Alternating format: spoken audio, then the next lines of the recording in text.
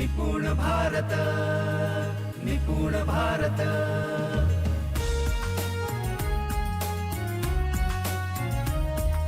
निपुण भारत, निपुण भारत।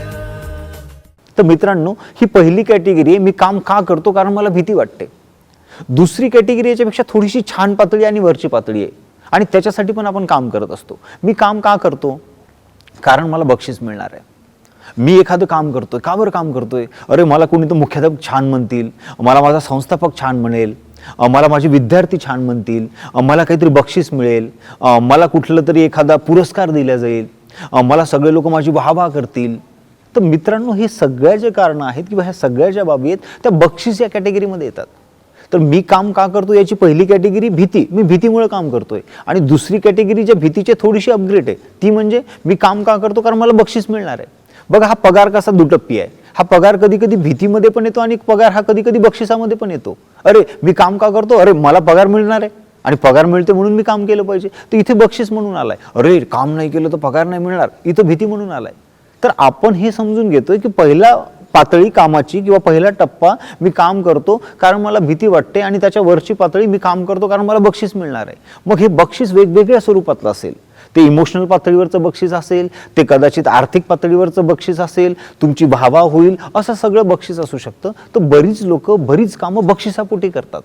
म्हणजे एखादा खूप छान शाळा रंगवतो, असं करतो तसं करतो, का करतो? खरंच करावं असं वाटलं म्हणून, की कोणीतरी चांगलं म्हटलं पाहिजे म्हणून?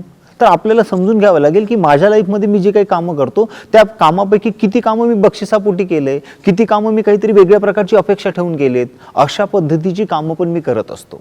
तर मित्रांनो, हे झालं काम करण्याचं दुसरं कारण। पहिलं कारण मी काम करतो कारण मला भीती वाटते, दुसरं कारण मी काम करतो कारण मला बक्षीस मिळणार आहे। मित्रांनो, ह्या दोन्ही ज्या कॅटेगरी आहेत, म्हणजे भीतीमुळे काम करणे किंवा बक्षिसामुळे काम करणे, ह्या माणसाला फारशा उपयोगाच्या नाही आहेत आणि फारसा सुख आणि आनंद त्या देत नाहीत। मग कुठल्या कॅटेगरी खूप छान आहेत?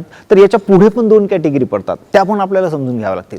मित्रांनो, मी काम करतो कारण त्या काम करण्याची तिसरी कॅटेगरी आहे मी प्रेरित झालेलो आहोत। तर पहिली कॅटेगरी मी भीतीमुळे काम करतोय, दुसरी कॅटेगरी मी बक्षिसासाठी काम करतोय, आणि तिसरी कॅटेगरी मी काम करतोय कारण मी प्रेरित झालोय, प्रेरणा। तिसरी कॅटेगरी प्रेरणा। तर मला प्रेरणा मिळाली म्हणून मी काम करतोय।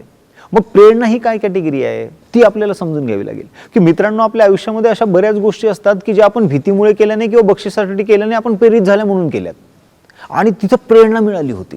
जसं एक दोन उदाहरण आपण बघूयात की प्रेरणा म्हणजे नेमकं काय किंवा कशी प्रेरणा मिळते। म्हणजे एक उदाहरण घ्या ना, तुम्ही कधीतरी टॉकीजमध्ये गेलेत आणि मग सिंघम पिक्चर तुम्ही बघितलात, आणि सिंघम पिक्चर बघितल्या बाहेर येताना किंवा तेव्हाच ठरवलं की उद्यापासून आता मी जिम लावणार।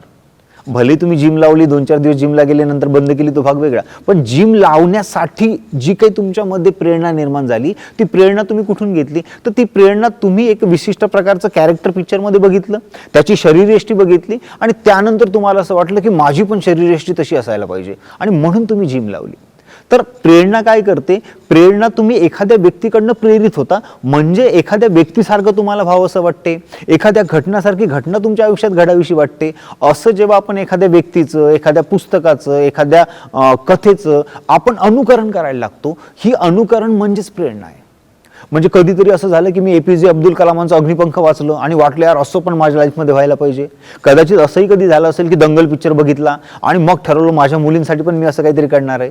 तर मित्रांनो, ही सगळं बक्षीस नाहीये किंवा भीती नाहीये। तर तुम्ही एखादं कॅरेक्टर बघितलं, एखादा पिक्चर बघितला, एखादं पुस्तक वाचलं, एखादी गोष्ट ऐकली आणि तुम्ही प्रेरित झालात आणि तुम्हाला तसं करावंसं वाटतं।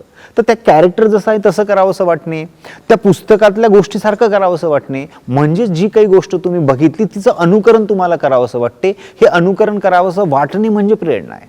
तर अशा प्रकारच्या प्रेरणा तुमच्या आयुष्यामध्ये येत असतात, अशा प्रकारच्या प्रेरणा पण तुम्ही घेत असतात। तर या प्रेरणा कॅटेगरीमध्ये आपण जे काही काम करतो ते मागच्या दोन कॅटेगरीपेक्षा वरच्या दर्जाचं आहे। म्हणजे भीतीपोटी आम्ही जेव्हा काम करतो, बक्षिसापोटी आम्ही जेव्हा काम करतो, त्यापेक्षा प्रेरित होऊन जेव्हा आम्ही काम करतो ते काम खूप छान आणि मजेदार असते। मग आपल्या आयुष्यामध्ये आपण हे पण बघितलं पाहिजे की अरे माझ्या आयुष्यात अशी कुठली कुठली कामं जी मी प्रेरणेमुळे केलीत किंवा प्रेरित होऊन केलीत, तर नक्कीच तुम्हाला काही कामं सापडतील तुमच्या आयुष्यात की हे काम मी प्रेरित झाल्यामुळे केलं। तर मित्रांनो, भीती बक्षीस याच्या वरची पातळी आहे, मी प्रेरित झाल्यामुळे काम केलोय। पण प्रेरणा म्हणजे काय? तर प्रेरणेमध्ये आम्ही अनुकरण करत असतो, एखाद्या व्यक्तीसारखं व्हावंसं वाटणे, एखाद्या कॅरेक्टरसारखं आपल्या आयुष्यात घडावंसं वाटणे, हे सगळं अनुकरण म्हणजे प्रेरणा आहे। मित्रांनो, मी काम का करतो याची चौथी पातळी जी आहे ती म्हणजे स्वयंप्रेरणा. तर आपण बघितलं, मी काम करतो तर कारण मी भीती आहे म्हणून काम करतो. मी काम का करतो कारण मला बक्षीस मिळणार आहे मी काम करतो. मी काम का करतो कारण मी प्रेरित झालोय म्हणून मी काम करतोय. पण त्याच्याही वरची पातळी आहे, मी काम का करतो कारण मी स्वयंप्रेरित आहे. तर मित्रांनो, प्रेरणा आणि स्वयंप्रेरणेमध्ये फरक आहे. काय फरक आहे? तर जेव्हा मी प्रेरित होतो तेव्हा एखाद्या गोष्टीकडनं मी प्रेरित होतो, एखाद्या व्यक्तीकडनं मी प्रेरित होतो आणि त्याच्याकडनं प्रेरित होऊन तो जसा करतोय त्याच्यासोबत जसं घडलं तसं माझ्यासोबतही घडावं असं मला वाटतं. तर हे झालं प्रेरणा. पण स्वयंप्रेरणा काय? स्वयंप्रेरणेमध्ये मला आता इतरांच्या कुणाकडनं प्रेरणा घेण्याची गरज पडत नाही, मी स्वतः स्वयंप्रेरित असतो आणि मला स्वतःकडनंच माझ्याकडनं क्रिएशन्स होत असते आणि ते क्रिएशन्स मला आणखी प्रेरित करत राहते आणि मग मी काम करत राहतो. तर प्रेरणा आणि स्वयंप्रेरणेमध्ये काय फरक आहे? तर मित्रांनो, तुम्ही बघितलं असेल की प्रेरणा या पातळीवर आपण एखाद्या व्यक्तीचं अनुकरण करत असतो. तर अनुकरण करतो म्हणजे आपण प्रेरित झालेलो आहोत एखाद्या व्यक्तीकडनं. पण जेव्हा आपण स्वयंप्रेरित असतो तेव्हा अनुकरणाच्या पुढे आपण गेलेलो असतो आणि आता आपण नवनिर्मिती करायला लागतो. तर जेव्हा मी असं म्हणतो की मी एखाद्या कामाच्या बाबतीत स्वयंप्रेरित होऊन मी काम करतो, तेव्हा असं समजायला पाहिजे की त्या कामामध्ये मी काहीतरी नवनिर्मिती करत आहे. त्या कामामधनं असं काहीतरी सृजन होतंय आणि ते सृजन झालं, ती नवनिर्मिती झाली की समजून जायचं मी स्वयंप्रेरित आहे किंवा स्वयंप्रेरणेच्या पातळीवर मी ते काम करतोय. तर आपल्याला बघावं लागेल किंवा आपल्याला हे लक्षात येईल की या 4 कॅटेगरीपैकी म्हणजे कुठली कुठली भीती, बक्षीस, प्रेरणा आणि स्वयंप्रेरणा यापैकी सगळ्यात छान आणि मस्त मजा देणारी जर कुठला प्रवर्ग असेल, कॅटेगरी असेल तर ती आहे स्वयंप्रेरणेची. जे काम मी स्वयंप्रेरित होऊन करतो त्या कामामधनं मला अधिक परिणाम मिळतो, त्या कामामधनं मला अधिक आनंद मिळतो आणि त्या कामातनं अधिक मला समाधान मिळते. तर तुम्ही जे काही मोठे मोठे शब्द लिहिले ते शब्द त्याच कामामधनं तुम्हाला मिळतात जे काम तुम्ही स्वयंप्रेरणेच्या पातळीवर केलं.